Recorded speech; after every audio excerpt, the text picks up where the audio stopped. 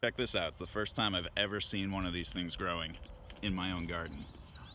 We have our first eggplant. Look at that little thing. And we've got some more exciting news over here. This pepper plant got pretty beat up by the winds, but guess what's under here? We've got the beginning of our first bell pepper. It's green for now, but hopefully it will ripen into a bright red. Look at these corn. It's time for the corn.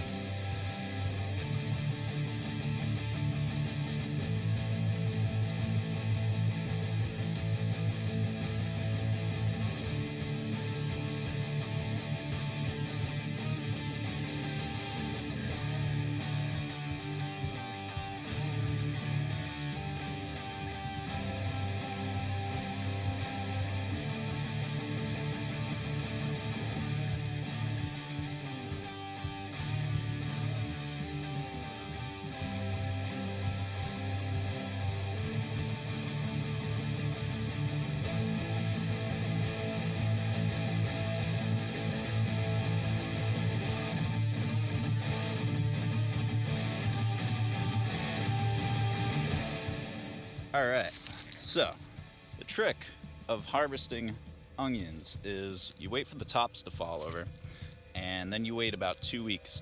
And if you wait any longer than that, they can start getting different pests infecting them and a bunch of nasty stuff. So pull them out after 2 weeks. They need to be gently removed at this point. Before the onion cures, it's actually really delicate. So what you need to do is pull out the soil from underneath the onion and then gently lift it up by the roots. You don't want to just pull them straight out of the ground. So then you handle them really gently, almost like they're eggs, because the skin will bruise very easily at this point until they're cured. And so you gently transport them to a shady area and make sure it's well ventilated and let them sit there for several days, as much time as you can really do them. And once they're cured, then you put them in the basement. They'll last all winter.